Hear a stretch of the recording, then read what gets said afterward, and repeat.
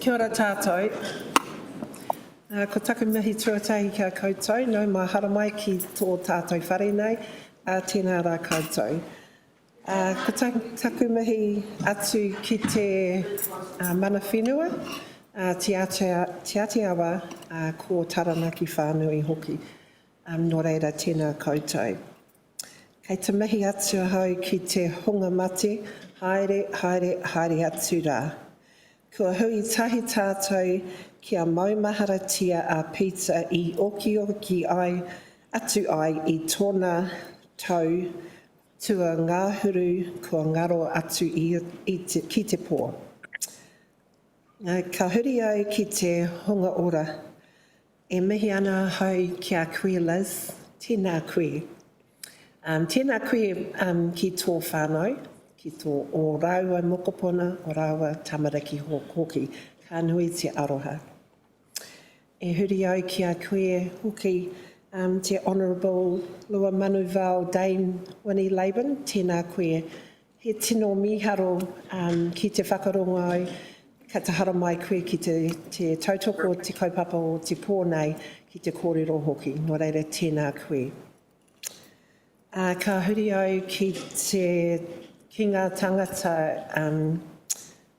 ka titiro, kei te hui ata nei I tēnei wā hoki. Nō reira tēnā koutou, tēnā tātou katoa. So it's a privilege, I felt it was a privilege when Eileen asked me to open up this space and to share an opening and closing karakia today. My name's Muriel Tunahoa and I've been the president for E2 Union for 10 years now, and unfortunately I never had the privilege of working closely with Peter as but we connected with Peter, our families connected through friendship and through mutual shared values. But I want to welcome everybody here tonight to the Peter Conway Memorial Lecture, and also pause to reflect that this also marks Peter's 10th anniversary of passing on the 9th of June as well. To Liz, when I think about these annual events, I think about the generosity of your whānau and the spirit I think that it brings, and this is why we are connected and we're here again tonight to continue Peter's legacy as well, and I feel very privileged about that. So I would like to open, just share a brief karakia that speaks to aroha, and it speaks to connecting all of us here in this space and drawing on each other's support and aroha and confidence as well. So, tūtawa mai I runga, tūtawa mai I raro, tūtawa mai I roto, tūtawa mai I waho. Kia tau ai te mauritu ki te katoa, haumi e, hui e, tai ki e. And just in the short mihi, I just wanted to acknowledge those that are joining us online tonight. So, nō reira tēnā tātou katoa.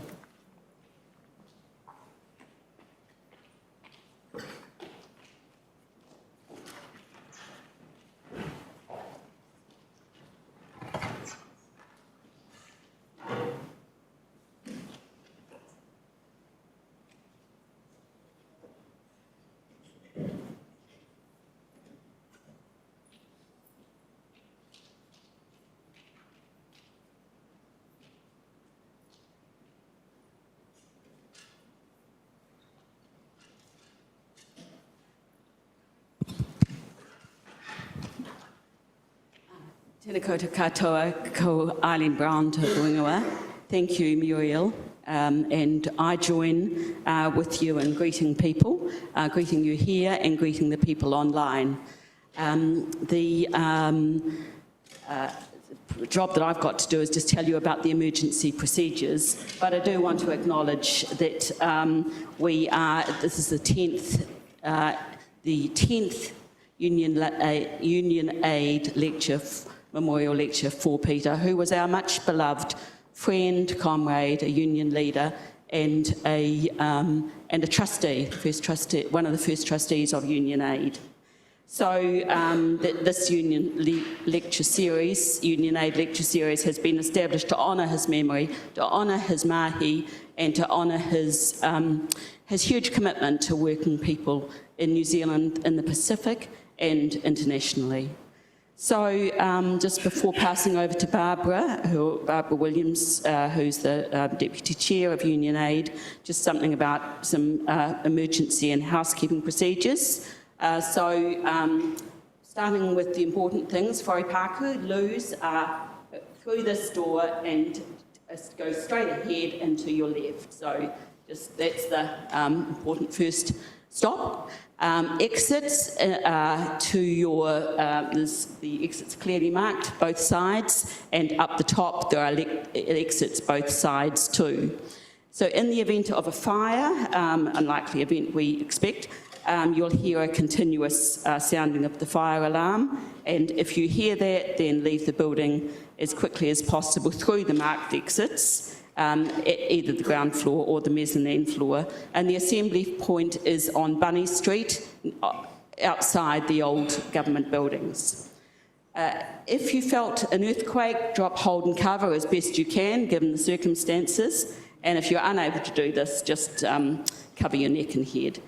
Stay inside until instructed to evacuate. If it was a long earthquake, though, and there was a risk of tsunami, we would proceed to the Parliament buildings.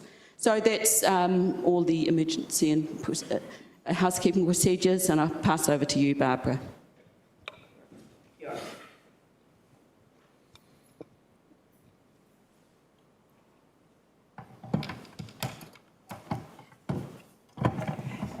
Tēnā koutou, tēnā koutou, tēnā ka... Yes? Is that mic turned on? Is it not? Well, maybe I can use this one. Can someone turn that one up? You want to turn it up a little bit, not too much.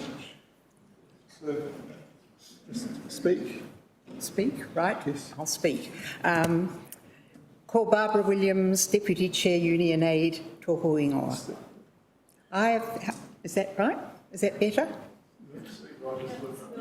Okay, try again. I have the honour of introducing the Honourable Luamanuvao, Dame Winnie Laban, to deliver the annual Peter Conway Memorial Lecture on the 10th anniversary. Talofa lava, Dame Winnie.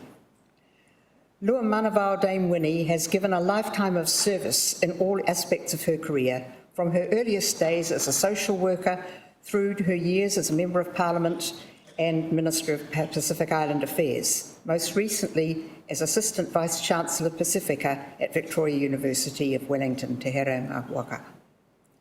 Service in the interests of working New Zealanders, particularly those of Pacific origin, and her passion for encouraging young Pasifika people, and particularly young Pasifika women, has been and continues to be a driving force in her life. Dame Winnie was born and grew up in Wainuiomata, where she still lives with family and community. She was educated in Wellington and started her working life here. However, she has always been deeply rooted in the Samoan heritage of her parents and wider ainga in Samoa. Both her grandfathers had active careers in government in Samoa, so she has maintained and built on the family tradition. In recognition of her service in both Aotearoa and Samoa, she was bestowed with the Matai title, chiefly titled Luamanuvao in 1992. Dame Winnie was brought abruptly into an active role in politics by outrage at the impact of the 1991 Employment Contracts Act on Māori, Pacific Island and Palangi working class people.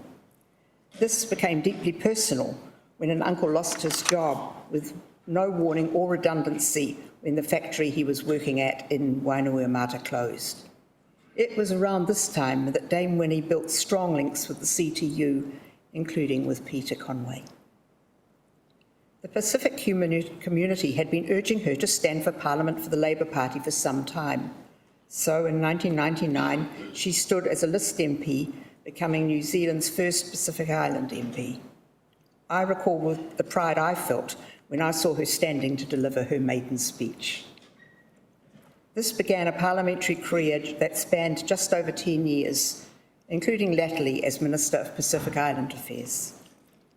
Labour lost the election in 2008, and in 2010, Dame Winnie resigned from Parliament to become Assistant Vice-Chancellor Pasifika at Victoria University, a role she filled for 14 years until her recent retirement. In May this year, she was awarded an honorary doctorate in recognition of her contribution to education. She also holds an honorary doctorate from the National University of Samoa. The honour is the most recent in a long list of distinguished awards, the most prestigious of which was being appointed a Dame Companion of the New Zealand Order of Merit in the 2018 Queen's Birthday Honours for services to education and the Pacific community. Luamanuvao Dame Winnie Laban has achieved great things for her people and through them for herself, but personal success is not what drives her. In a recent interview with Radio New Zealand, she said, "We've always been taught how important it is not to indulge in our own individual success, but to always become a voice and support for our brothers and sisters and our families and those in our communities who are especially struggling." Dame Winnie, I invite you to deliver Union Aid's 10th Peter Conway Memorial Lecture.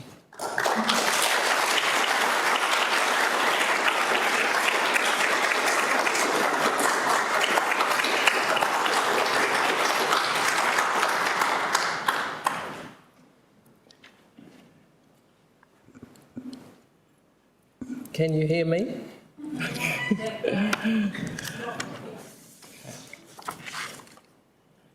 E mō ona o tālewa ia whai mo whaatūlau atu I le pa ia lasi ua whaatasi mai. Tūlau o pono o Samoa, I lea whio o tupu me e. Tūlau o whalua o polo, tūlau o ona lea tua. O te whaatalo whaatu I le pa ia ma le mamalu o le aso. Kia ora, mai anō tātou katoa, e ngā mana whenua, te Aotearoa, te nā koutou, and thank you very much to Muriel Tunoho for the beautiful karakia and welcome. I also want to greet others in our Pacific languages to tokelau taloha nei, niue whakalofa lahi atu, Fiji Nisa Bolivanaka, Tonga Malolele, Kiribati Kamna Māori, Solomons and Papua New Guinea, good day true ogeta, talofa lava, shalom, and very warm Pacific greetings in all the sacred languages, cultures, histories, and contexts in which we all come from. Thank you, Barbara, very much for your generous introduction. It is an honour and it's quite touching to be invited to deliver the Peter Conway Memorial Lecture hosted by Union Aid, and also greetings to our whānau online. As an internationalist and a foundation trustee of Union Aid, Peter was committed to sustainable, equitable and participatory international development. I start by acknowledging his wife Elizabeth Ridderford, who I went to school with, and their children Maddie, Sean and Rosa, and other members of Peter Conway's family here today. I also acknowledge our whānau, our ainga, Peter's colleagues, all of you from the Union and Labour movement, and his friends. Peter Conway was an intelligent, sensitive man who spoke about injustice. As an economist, Peter used numbers, facts, and in-depth research to make his case, based on his strong sense and lifelong commitment to social justice. Peter was a man with clear values. Peter was a regular media commentator. He was always rational, well-organised, and spoke quietly to communicate thoughtful and forceful arguments that would challenge misinformation or disinformation.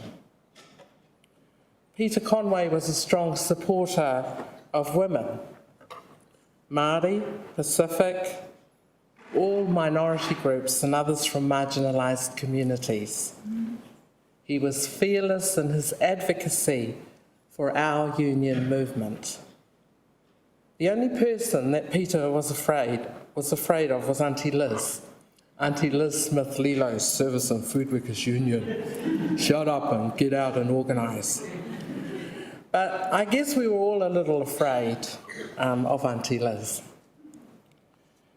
I have chosen a voice for the voiceless as the theme of my Peter Conway Memorial Lecture. I have been asked by Ross Wilson and the gang to talk about how I found my voice as a Pacific woman leader and my perspective about women's leadership in Aotearoa, New Zealand. I trust that you will find in my story echoes of the life, work and values of my brother Peter Conway. As a New Zealand-born Samoan with Tuvaluan, Danish and Jewish antecedents, mine is one of many possible Pacific perspectives. I start with the proposition that we all have leadership potential. We all have a voice. Each of us brings to our leadership the strengths that we have gained from our different histories, families, cultures, communities, education, and our work and life experiences. Like many Pacific women, I started to learn about leadership at home from my mother. My mother, Emmy, was my leadership mentor and model. Emmy came to New Zealand in the early 1950s on a scholarship from the New Zealand government, which administered Western Samoa as a trust territory under the United Nations. At that time, young women from Samoa were limited to education and training as nurses, teachers, or typists. Emmy trained as a shorthand typist at Gilbey's Business School in Wellington, then returned to Apia, working as secretary to Sagai Poles, who was High Commissioner. She typed early drafts of Samoa's constitution. Emmy returned to New Zealand in 1954 with Tatofa Kenneth Laban, my dad, and they married. They started a family and settled in Wainuiomata. Emmy became head of the typing pool at the Department of Social Welfare, and then was the department's and New Zealand's first Pacific Island Equal Employment Opportunities Officer. For 30 years, Emmy wrote, translated, and broadcasted the weekly news from New Zealand to Samoa over Radio New Zealand's shortwave service to the Pacific Islands. People throughout the villages of Samoa would listen on their transistor radios to Emmy's voice transmitting the news from New Zealand. Each bulletin would include a summary of the main national and international news, followed by items about the Samoan community in New Zealand. Mum was the voice of New Zealand to Samoa. I learnt many lessons in leadership from my mother that I have taken with me throughout my life. She taught me respect. She taught me that women can do anything they set their minds to. She communicated well and showed me the value of her vast network of contacts within and beyond the Pacific Island community. She taught me never to be afraid and to stand up and speak up for what was right and to stand with others. She expected that I would follow in her footsteps. The Samoan proverb, o le ala I le pule le tautua, the way to authority is through service, summarizes the Samoan view of leadership. That saying has guided my journey towards leadership. I have lived my life in two worlds, in two cultures, the Samoan world of my parents' homeland and the European world of their adopted country, New Zealand. I think that we all find our own leaders, mentors, role models. For each of us, this is a unique journey travelling through different landscapes. As the eldest child of Samoan parents, who were also eldest children, my family leadership obligations were there from the start. My childhood and youth were full of responsibilities for younger family members, church and community groups. As the eldest child of my generation, I was always accorded leadership roles. There was little choice. I was 18 when I started work at the Department of Māori and Island Affairs under Kara Puketapu, where I came under the influence of some wonderful Māori and Pacific Island women leaders, Anne Delamere, who taught me about working in communities and the importance of going to university. She was the first Māori graduate in social work at Te Herenga Waka. Iri Ta Whiwhirangi taught me to be fearless. Topsy Ratahi, a president of the Māori Women's Welfare League, taught me about organisational leadership. Te Herenga, one of the founders of Pasifika, taught me the value of culture as an anchor in times of transition. Later, Liz, Auntie Liz, Lilo, with her son John Ryle, would teach me about union organising. These women and many others taught me about grassroots Indigenous women's leadership. As a young black woman in management, supervisory and leadership roles in the public service, I faced many challenges during the 1970s, the 1980s and into the 1990s. In those days, there were few women in senior public service positions and the glass ceiling was much lower than today. Mine was often the only brown face. I became active in the PSA, and feminism was a major influence on many women at that time. However, for me, feminism contains some paradoxes. As a person from a collective community, a culture where women have a clear and honoured place of belonging, and a communal society where women had a voice and women's leadership was valued, I found the individualistic aspects of feminism challenging.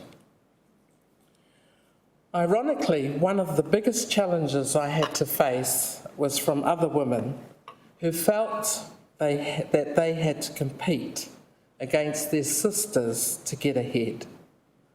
I enjoy the comment that the former US Secretary of State Madeleine Albright wrote in her biography, "There is a special place in hell for women who do not support other women." Throughout my career, I have always kept looking for ways of understanding my experience of the world. In the writings of Alice Walker, Audre Lorde, Maya Angelou, Bell Hooks, and other black feminists, I found ideas that I could connect with. However, they did not have all the answers. I did not have all the answers I was looking for. My search took me back to the Pacific. It was only when I worked in dialogue with other Pacific women who had shared my experience that I found a deeper cultural resonance and a genuine voice that spoke to me. During the 1990s, I worked in development projects throughout the island nations of the Pacific. in Melanesia, Micronesia and Polynesia, and thank you Union Aid, they're our family. I witnessed Indigenous women's leadership grounded in families, communities and cultures. I wrote a book based on my experiences titled Behind Our Smiles that spoke of Pacific women's leadership and the strength and wisdom gained from communal, consensual, collective leadership processes that values participation and partnerships and empowers sustainable economic, social and cultural development of Pacific Island nations. Us women are not just beautiful smiling faces. There is deep cultural wisdom behind our smiles. After a decade of satisfying work in the island nations, it was time for a change. And as Barbara mentioned, in 1999, and you know what Sonia Davies is like, do as I tell, I was the first Pacific Island woman to be elected to New Zealand's Parliament. And later I became a minister in Helen Clark's 5th Labour government. A decade earlier, Sonia Davies, as I mentioned before, had asked me to follow her into Parliament as the MP for Pencarrow. I was reluctant because Labour Party economic and social policies were then dominated by neoliberals Roger Douglas and, sorry Professor Prebble, your brother Richard, who would later establish the ACT Party. Enough said, we're all family. It was not an environment that would support my political objectives, but that was to change. Trevor Mallard got the Pencarrow gig, and I bided my time. The event that led me to enter Parliament was the closure of Kempson's car parts factory in Wainuiomata. I received a telephone call on a Friday morning from an uncle who spoke very little English, who worked there. He was distressed and he asked me to come to the factory. What I saw was a group of workers, many cultures, especially Palangi, Māori and Pacific, who had just been told not to come to work on Monday. They had all been given notice, no redundancy, no holiday pay, nothing. Many of the men were in tears. They were bewildered and confused. Some who had worked for Kempson's for 20 or more years, they had been hardworking and loyal. They had expected that they would be looked after. But when the business was sold offshore, the Wainuiomata plant was closed and the Employment Contracts Act offered the workers no protection. The Kempson's closure and the impact of the unfair employment contracts legislation on workers in my community and other communities like Porirua was my motivation for entering Parliament. In my campaign to be elected to Parliament, I was well supported by the union movement, and I'll always be grateful. Particularly the Pacific women of the Service and Food Workers Union, now here too, and their staunch advocate John Ryle. John, thank you, dear. In my first term in Parliament as a list MP, I got myself onto a special select committee, the Employment Relations Select Committee, that consulted widely on fresh legislation for industrial and employment matters and recommended the drafting of new legislation on employment relations. It was with great satisfaction and one of my highlights of my time in Parliament to move the closure motion that led to the axing of the Employment Contracts Act and the enacting of the Employment Relations Bill. What followed was a long period of peaceful industrial relations based on good faith, bargaining and greater fairness and equity in the workplaces of New Zealand. It is sad to see that the wheel has turned. Punitive employment legislation has again been enacted by the coalition government, including amendments to the Equal Pay Act, ditching of women's pay equity legislation under urgency, and raising the threshold for proof of discrimination for pay equity claims. Workers' rights are again under attack. In my maiden speech to Parliament, I said that I will always pursue a permanent interest in advocating and promoting the interests of women, Pacific, Māori, the elderly, ethnic minorities, and all New Zealanders who are struggling to live a life of dignity. In 2002, I won the mana seat and held that wonderfully diverse electorate for 3 terms. Since then, mana has been held by Pacific Islanders, most recently the Honourable Barbara Edmonds, the next Minister of Finance. My time in Parliament helped me clarify what was important about Pacific women's leadership. One important lesson I learned was that we do not work alone.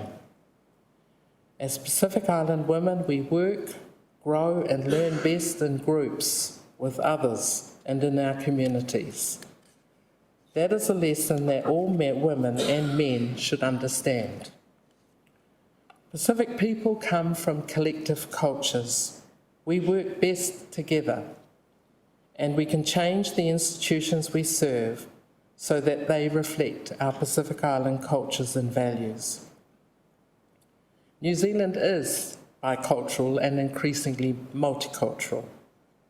Difference and pluralism is becoming central to our New Zealand identity. The New Zealand I was born into in the 1950s was a homogenous, monolingual, monocultural, bland, colourless society. The New Zealand of the 21st century is a heterogeneous, multilingual, multicultural, vivid and colourful society. We have some important choices facing us as a society and as a nation.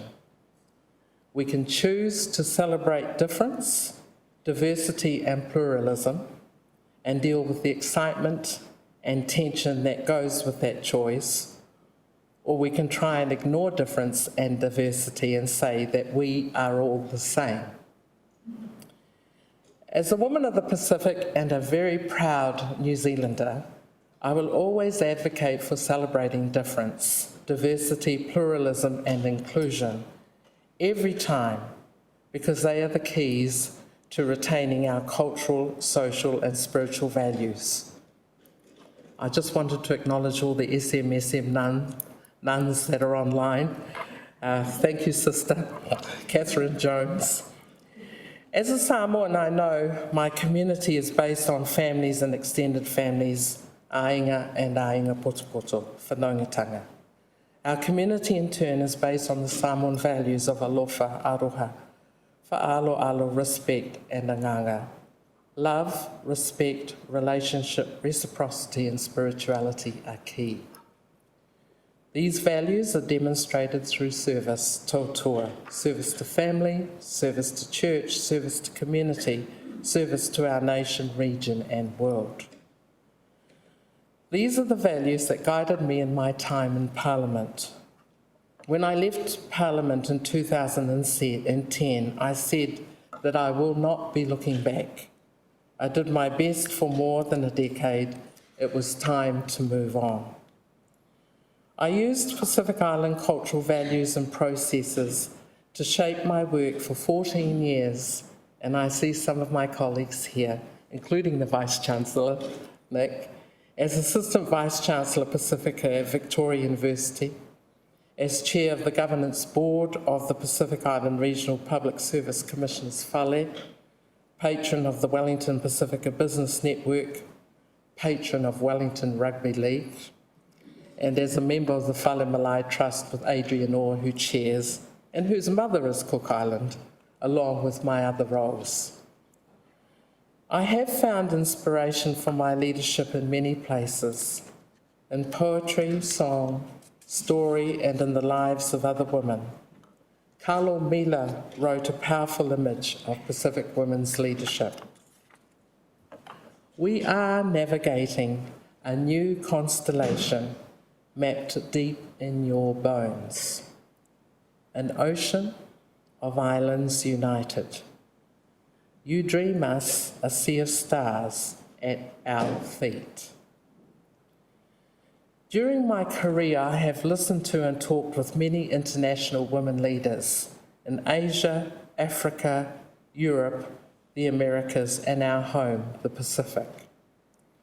All the leaders I have met have a clear sense of their own identity, their place of belonging, and their historical, social, and cultural contexts. Whilst each woman leader may operate in a different setting and contribute a unique voice, they all value a wider view, keeping a global historical picture in mind. The defining conflicts in the 20th century was the conflicts between fascism, communism, and capitalism. The defining conflicts of the 21st century may well be the conflicts between the Islamic world and the West, and the re-emergence of nationalism characterised by populist authoritarian leaders who attack internationalists, economic globalisation, workers' rights, women's rights, the union movement, and the processes and institutions of democratic governance. Aotearoa, New Zealand, is a small nation, but we have been leaders and given voices with a moral authority on issues of international importance, votes for women, nuclear-free legislation, the stand against apartheid, equity in the workplace. New Zealand and New Zealanders are at their best when we stand up and we stand together and speak out against injustice. There are many challenges on the horizon. As my mother taught me, oa ke whewhi, don't be afraid, only rats are afraid. Find your voice, organise solidarity. Peter Conway, my brother, was one of the best New Zealanders. He stood up and spoke up against injustice. He had a deep humanity. He made a difference. I once tried to encourage Peter, because it's also good to have economists in our camp when we run for elections, to enter with a social conscience, to enter politics, but he said that his strong preference was to work and support others and in the background. While Peter's voice is silent today, his legacy lives on in his family, in us, the work of Union Aid, and in the echoes of his message of social justice for all. It has been my honour, and thank you all for coming, to deliver the Peter Conway Memorial Lecture. Whawhatei tele lava ia manuia.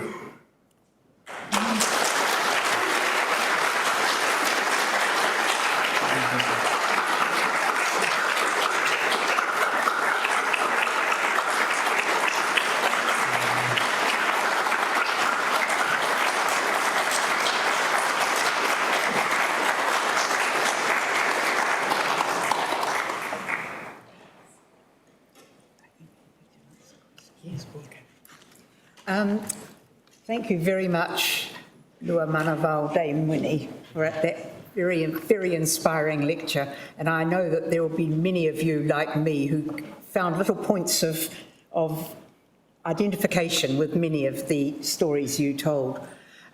We now are going to open the floor and also online for any questions or reflections that you might like to provide.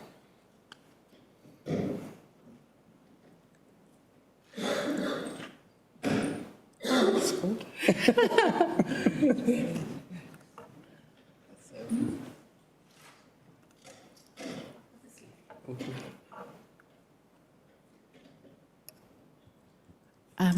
whakataite lava Luamanuvao for your very inspiring message and delivery. I just was so transfixed, which I'm sure most of us in here and online were with your words.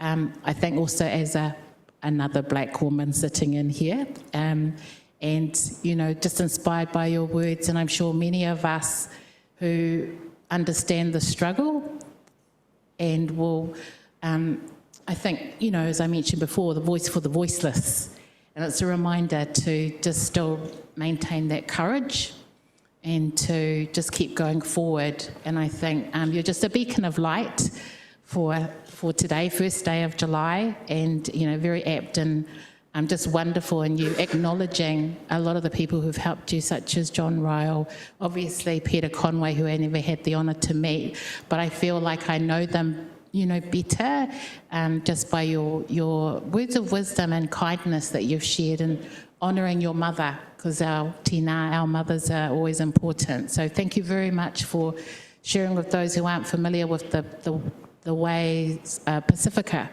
and what we actually offer and how we can actually truly collaborate and make a difference, and hopefully have different people and parties in Parliament who will actually be more kinder and loving to all people, and not just be so self-centred, because that's one thing with the Pacific, is the collective nature to look after others before ourselves in the service. So whakataite lava, thank you.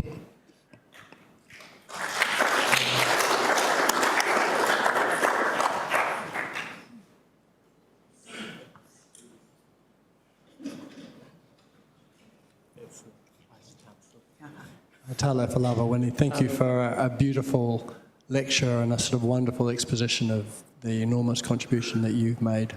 I learnt a lot. My grandfather internship with Sir Guy Poles, and so he perhaps knew your mother. You have been a pioneer in the university sector for this Pasifika success at universities, with the kind of nuance around pushing into non-traditional disciplines, into advancing women's voice. And I just wondered if you could reflect on where you think we as the university sector now need to go to continue your legacy and support Pasifika today and into the future.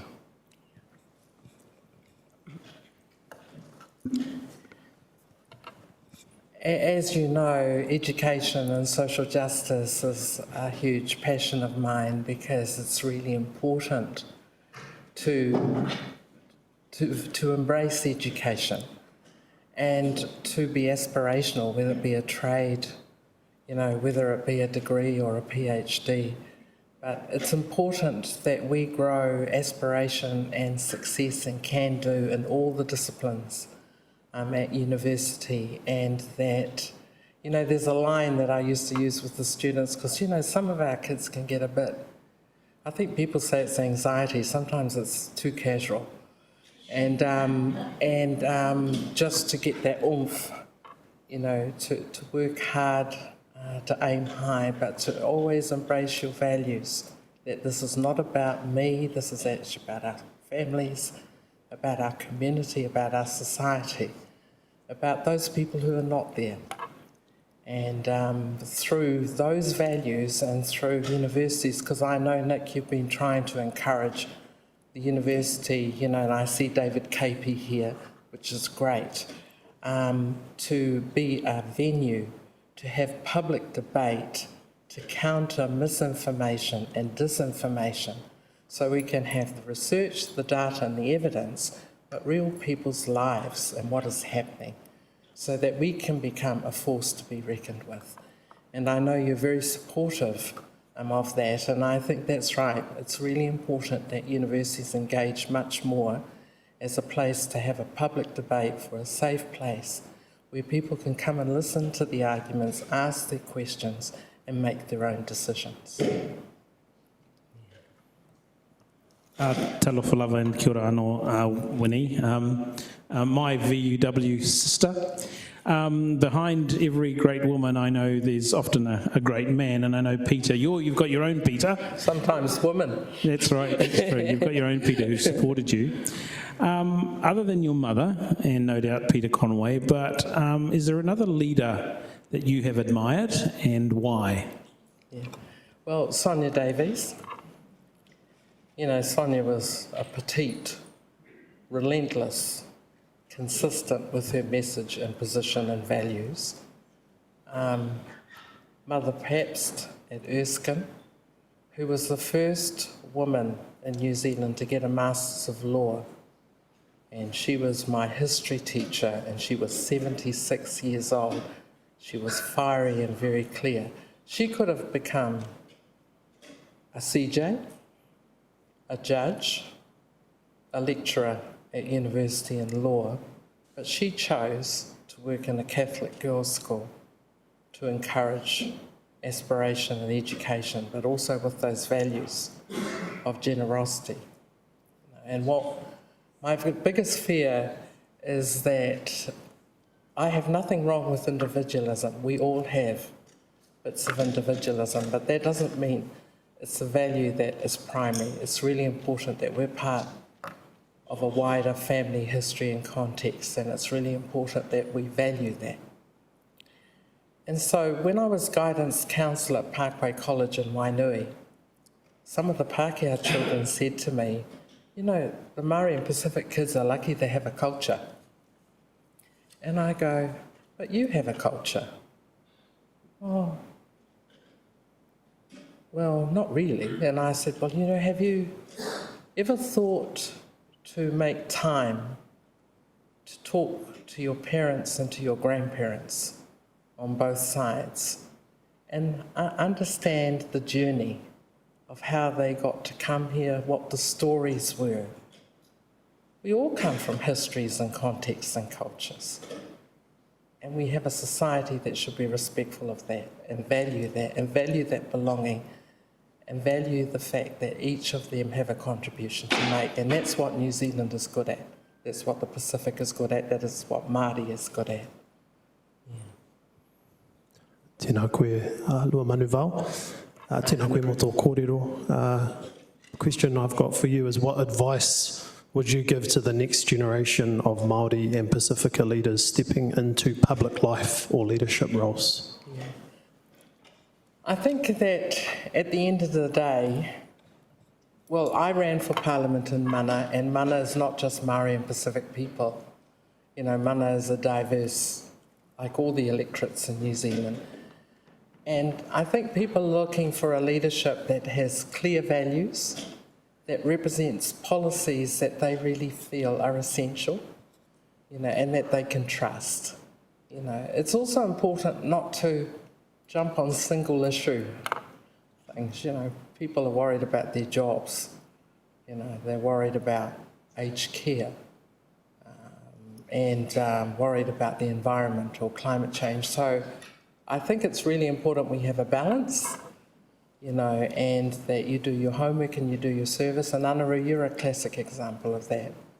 You know, you come from parents, you've given your whole life to community and to organising, and that's what it's all about. And to have the courage to put your hand up. We have a lot of people who are naysayers about politicians, but not many like to put their hand up.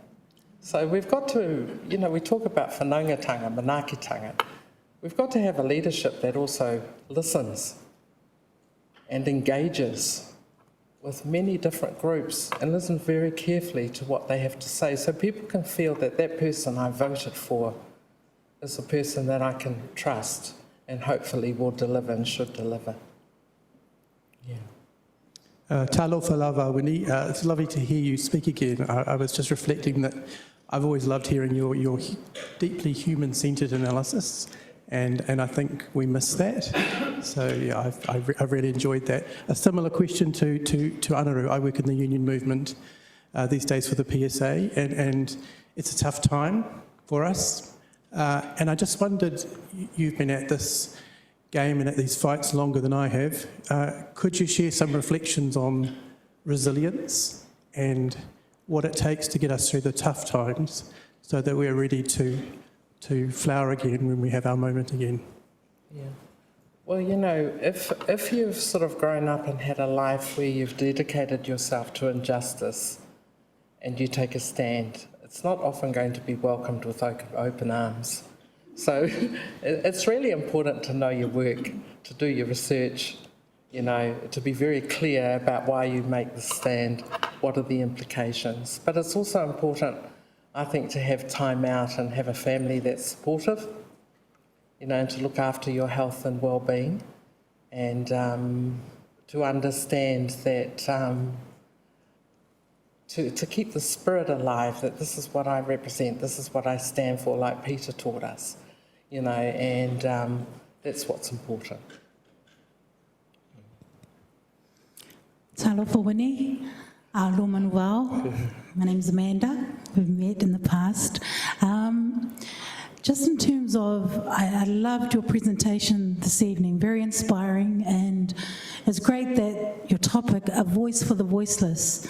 I've found in various spaces that I'm part of, whether it's PSA Union, whether it's the networks, I find a lot of our young people not able to put their voice forward. And it's only if you've gone through the different spaces that you've got people that can speak up now.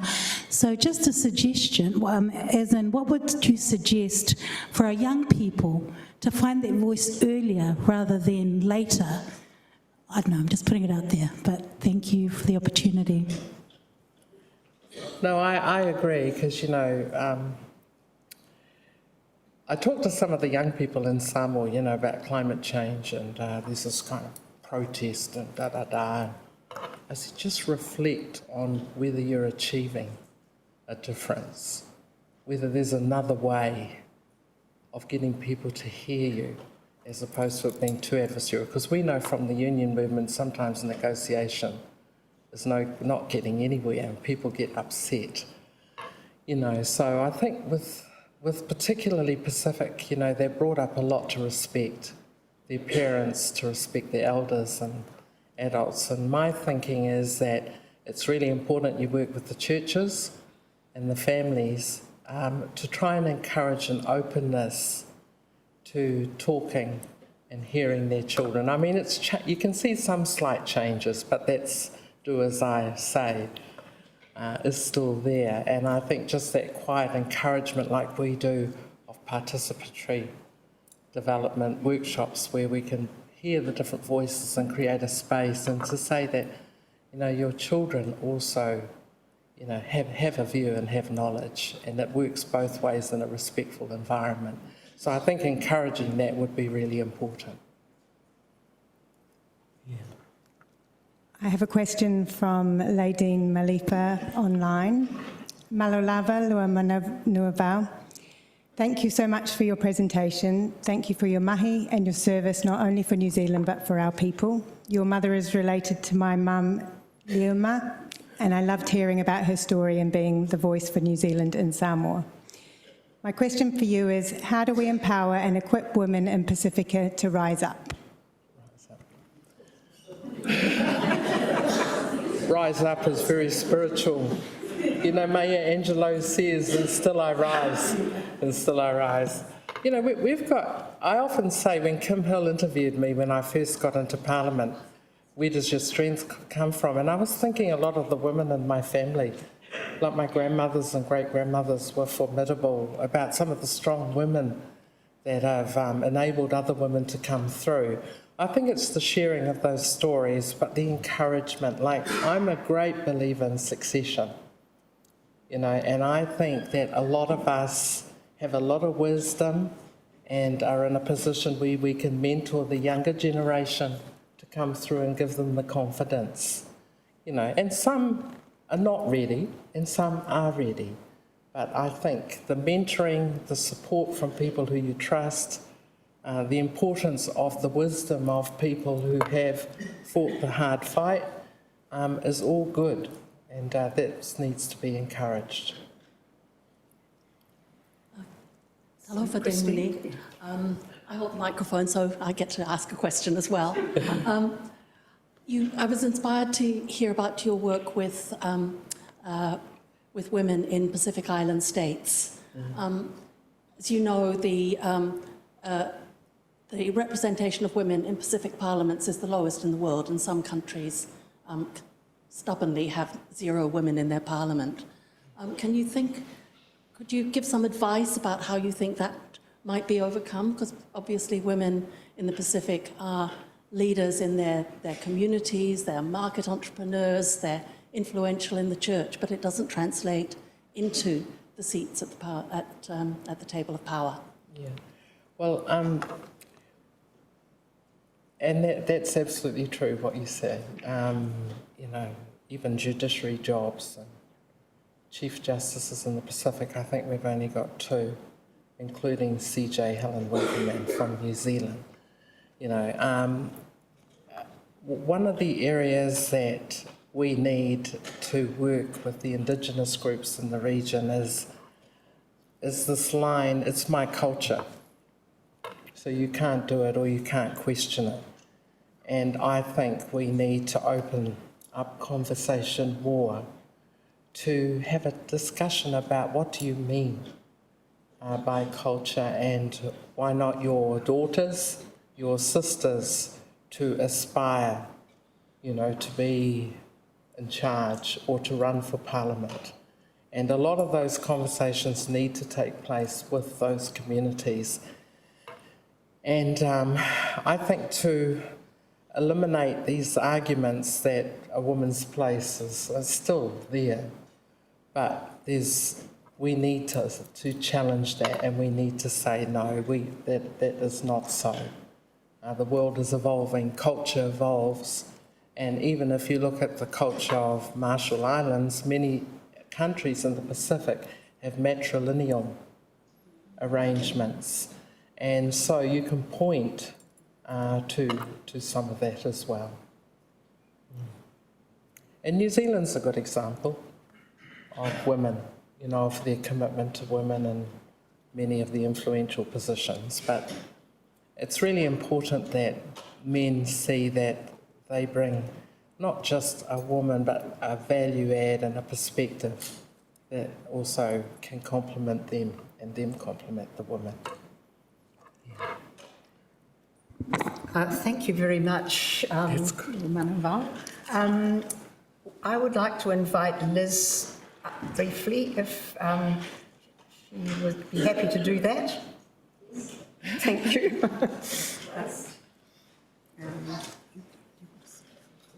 Yeah, sure.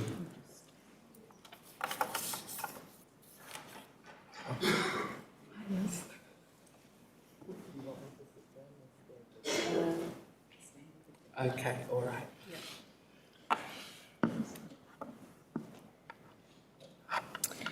Tēnā koe, Talawhalawa. It is my pleasure to stand here with the Honourable Luamanuvao Dame Winnie Laban to offer my thanks for your lecture tonight. A voice for the voiceless, Pacific women's leadership. The thank you comes from me from the bottom of my heart. We have known each other since college, longer than you have known my Peter. Just saying. Mother Pabst, who was my teacher too. Values of respect, women's education and social justice have come to me and come to us both from our school, but also from our family and community context in different ways. We share that world. That's right. Thank you. Thank you for your tribute to Peter and his legacy, for your families and your own life story, for your inspiring words about the values that have driven your life's work, including your time in the public service, your distinguished and not said but felt, doubtless challenging time in Parliament, and what has followed at the university and with the many roles you continue to hold today. Thank you for your national and international perspective on the many challenges currently here and on the horizon. Thank you for the wonderful phrase that comes from your mum, Emmy. Don't be afraid. Rats are afraid. Love, respect, relationships and reciprocity. You have a lifetime of service and it continues. And also I thank you for your tribute to Pacific Island women leadership. We do not work alone. We all know that the challenges we face in the world today cannot be solved by individuals, no matter how charismatic they may be or how populist they may be. We cannot work alone to meet the challenges that face us today. Thank you also on behalf of Peter's and my wider family, most of whom are sadly unable to be here tonight, but some are listening online. Thank you to my sister Lucy, who is here in person tonight. The thanks also include my 100-year-old mother and my siblings, cousins, our 4 grandchildren, and most of all, thanks from our 3 children. We mourn Peter's passing every day, and I think I speak for us all when I say we are humbled that the Peter Conway Memorial Lecture continues today. Last but not least, a big thank you to the organising team and all at Union Aid who have contributed to the organisation of tonight's event. We do have a small token of our thanks, or maybe not. You've said the thanks. Thank you, Liz.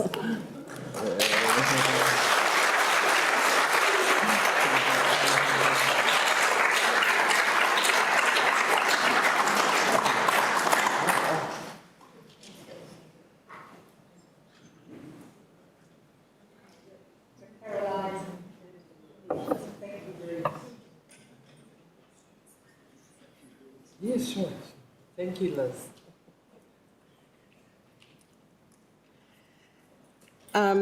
Well, I think I was supposed to say thank you, but then it's okay, we can repeat it again. But I just wanted to share a little memory, and it's very apt to the title of Luamanuvau's lecture, which is A Voice for the Voiceless. And I wanted to take that memory back to when she was going to announce standing for Parliament. And she did that by inviting all the Pacific mothers and daughters to a little church in Petone. Do you remember that? And Reverend Faye was the officiating minister, and in attendance was Helen Clark, Annette King, Trevor Mallard, all the MPs who were available to be there on that night with her mentor, Sonia Davies. And we were all gathered there that night. It was a Sunday night, I think, at Petone, in this little church, all mothers and daughters from all across the Wellington area to come in and hear Luamanuvao announce her candidacy, well, that she was going to stand. And that was an amazing night and a time where I felt privileged to be there with a whole lot of mothers and daughters. And I think she got it right in terms of starting her campaign that way, where she started with, just like she talked about her relationship with her mum, and that to invite all our Pacific mothers and daughters to be there in a momentous time of history. And from there, that's what rallied us all together to support you in your campaign. And there were at times when Dr. Peter had to calm our farm because our Pacific community got over-enthusiastic and were almost breaking the rules where it nearly cost your election as well. I can still remember all those times. It was the most fun time. People don't really say that an election campaign for a general election is fun, but we had a lot of fun with Luamanuvau's campaign. And she was our beacon. And she was going to be our voice for the voiceless, because my mother was a cleaner and a proud member of the Service and Food Workers Union.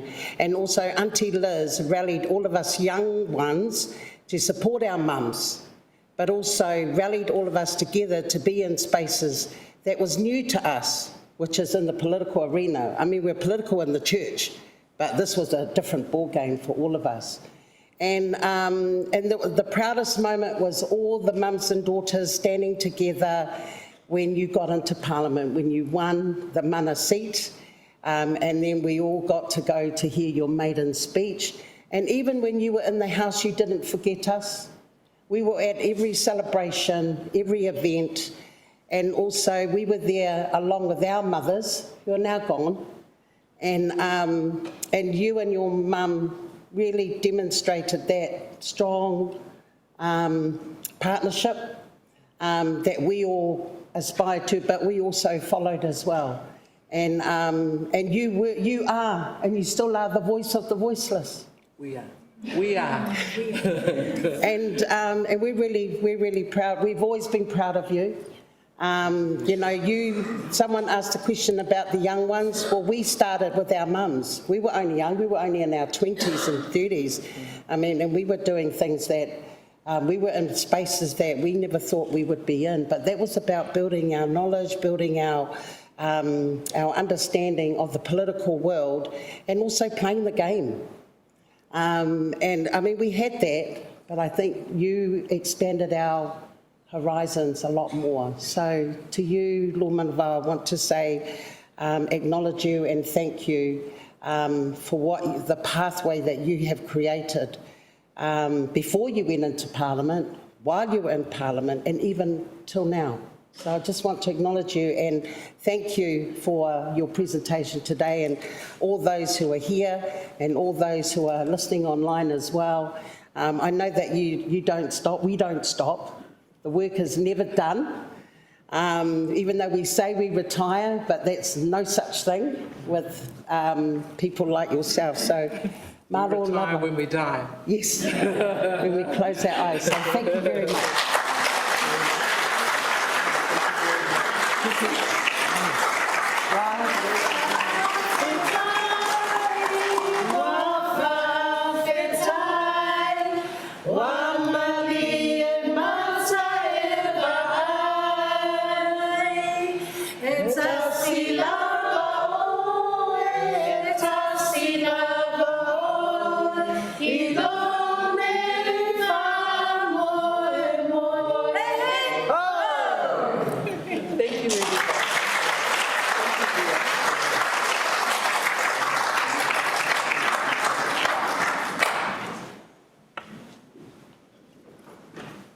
Just one more thank you, and this is to Liz.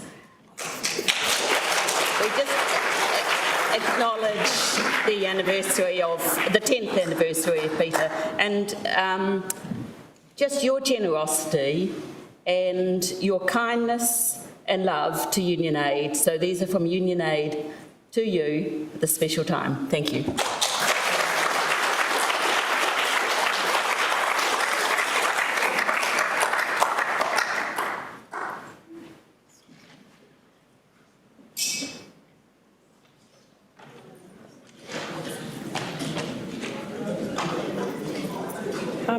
I'll take that cue before everybody leaves.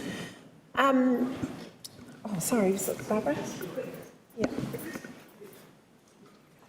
So just thank you all very much for participating with us tonight, here and online. It's a very important event in our year. So just to, I've just lost my bit of paper, which is unfortunate. I would like to thank Andre very much for the technical magic. And for Victoria University Te Herenga Waka for these premises. Makes a huge difference for us. I'd also like to give a special shout out for our supporters, our donors, and our contributors in many ways with voluntary assistance. Union Aid has, as those of you that are supporters know, we have projects in Southeast Asia and increasingly, Dame Winnie will be pleased to hear, in the Pacific. But I wanted to just share I think it's a highlight of our work. It's in Myanmar at the moment, which is going through, as we all know, very, very trying circumstances. But we've got a small group of young former alumni from the Young Leaders Program who are putting together projects that they're managing themselves with a very small amount of New Zealand funding, things like basic medicine, basic schooling, agricultural practices using sustainable materials. They're heroes, but they're there because of all the support that you have been able to provide through Uni and Aid, and we hope that we can continue to do work of that nature because it's very important.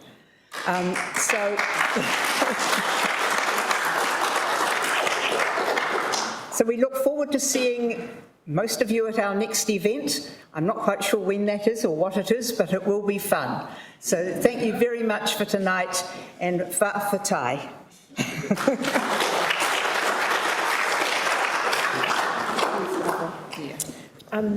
Kia ora. So just to free everybody from this space, I'll share a closing karakia, but I just wanted to sort of also beforehand reflect on Peter's mahi, on the context of Luamanuvau's kōrero and also Liz's kōrero. It kind of draws me to reflect on the whakatauki. E hara taku toa I te toa taki tahi, engari he toa taki tini. And that's a succinct reminder to all of us that success is not achieved through the work of an individual. It is achieved through the courage and work of the multitudes as well. And I want to also just endorse what Barbara has said, acknowledging the courage of and the small team that pulls together this lecture every year. Yeah, so I'll just close this off for the evening. So, nō reira tēnā koutou. Kia tau ngā manaakitanga a te me ngaro I runga o tātou. Kia mahia te hua mā kihi ka toi te kupu, toi te mana, toi te aroha, toi tū. Kia whiti whakamaua kia tīna, haumi e, hui e, tai ki e. Kia ora tātou.